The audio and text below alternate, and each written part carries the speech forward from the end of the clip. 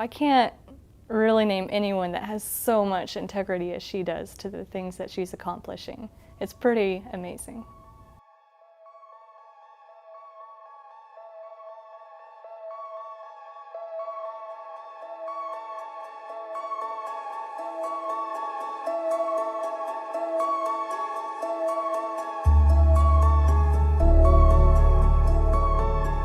Having Claire as a role model, just a strong woman in science and just so smart and so kind. It's just a huge confidence booster. Is that, hey, I could do that too, you know? That's possible, that's successful, that's what I want to do. I would characterize her as a pioneer in the field. The amount and quality of the work she's put out is second to none. I know people who have a lot of tenacity. I know people that have integrity, but it's rare that people have both together in that, you know, that combination that Claire does. Every morning, Dr. Claire Parkinson gets up before sunrise and runs 2 miles to work. She hasn't missed a day in nearly 40 years.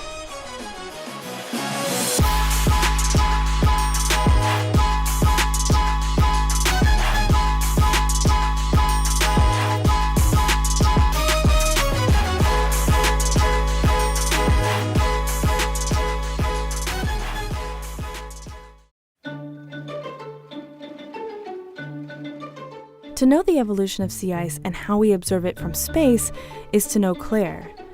This year, she's celebrating 40 years at NASA. When I arrived at Goddard, which was in July of 1978, it was an incredibly exciting period here. Satellites were pretty new, but a lot of data had been collected. NASA scientists were inundated with information, and Claire was in a cohort looking at sea ice, trying to make sense of a jumble of very raw, very new data. It was around that time that Claire and her team, at the time led by Dr. Jay Zwally, created the principal sea ice record that we use today. How does something like that record help you do your job? Oh, that record is fundamental to understanding sea ice. So without it, we wouldn't know how rapidly it's changing.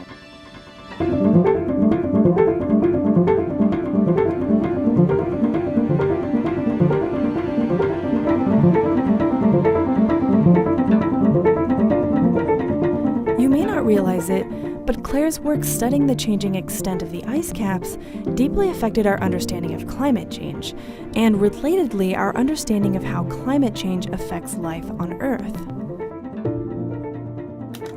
One of the clearest signals for climate change that resonates with people has been this shrinking of the polar ice cap in the summer that we're able to see because of Claire's work.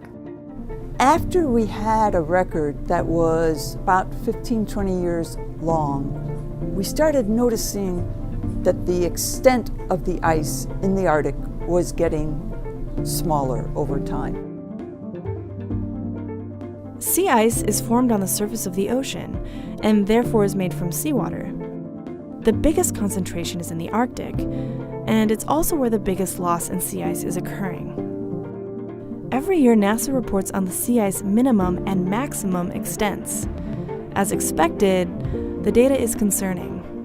By now, not only has this trend toward lesser ice continued, but it's even accelerated, so that now the decreases are greater than what they had been. These trends are deeply troubling, but one thing's for sure. Our awareness of shrinking sea ice extent due to climate change was propelled faster and further after Claire Parkinson arrived at NASA. I mean, she takes her job seriously, and the health and welfare of those instruments in space, yeah, she's on it. You know, it's one of the things you don't worry about because Claire's in the loop on these things. It's going to be fine. In science, we stand on the shoulders of giants, on the shoulders of those who explored before us. But then, some among us are giants.